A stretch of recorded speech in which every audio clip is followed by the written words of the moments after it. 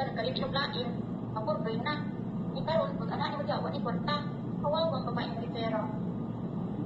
Balita ko, nangalpal ng basura nila. Okay na girl, nag-isod yan. Isyosa kasi, yan na pala mo. Good morning, good afternoon, good evening sa lahat ka-OFW. So ngayon, continuation to o karugtong to doon sa aking vlog. Kasi nagbo-vlog ako noon kay Construction Girl. Nakita ko yung mga video niya na nilalait. Tapos may latest ngayon, si Magsasaka Girl naman ang binanatan niya.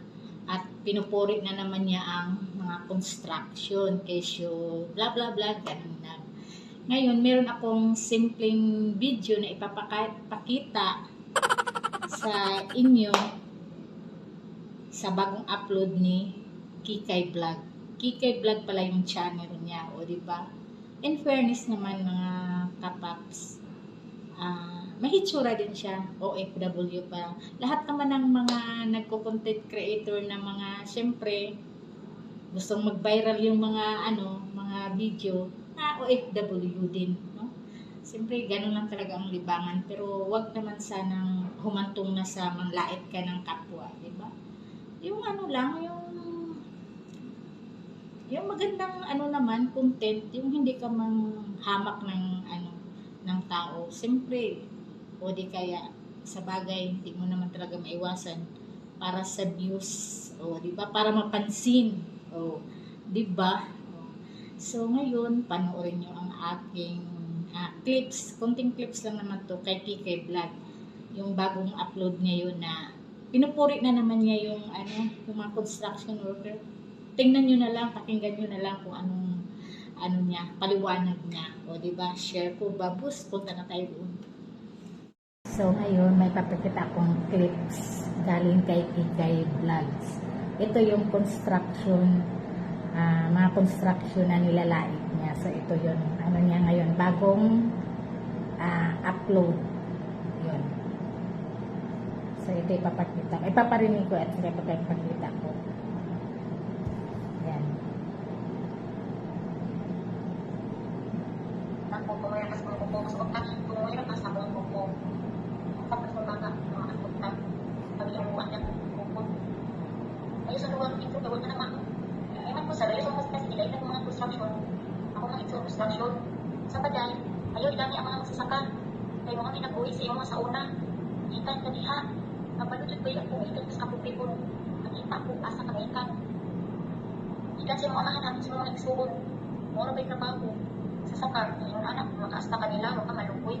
Huwag ka maulang sa mga ingon. Ang mga ninabuhi sa iyo sa una. Ihas, bakit yung intay. Eh, tinaktamak ka kaya, nakabana ka. Bukan, mag-ana na ka. Dato, pangalawa ka nang iuman yung palay, hindi na natin kabuhi. Noon, kapag yung mga bana nagpadalas ko sa una niya, kapag ikaw nagkaribinong lain, mapurdoy na. Ikaroon, kung anak mo diyawan, ikwarta. Kawawang babaeng rifera. Balita ko, nangalpal ng basura nila. Okay na girl, nag-isod yan. Isyosa kasi, yan na pala mo. So ngayon, kayo nang humusga sa kaniyang mga sinasabi. Dati talagang inalipusta niya yung mga mga construction worker. Ngayon, pinupuri na niya. Si Magsasaka Girl na naman na yung nilalait niya. So, ayun lang.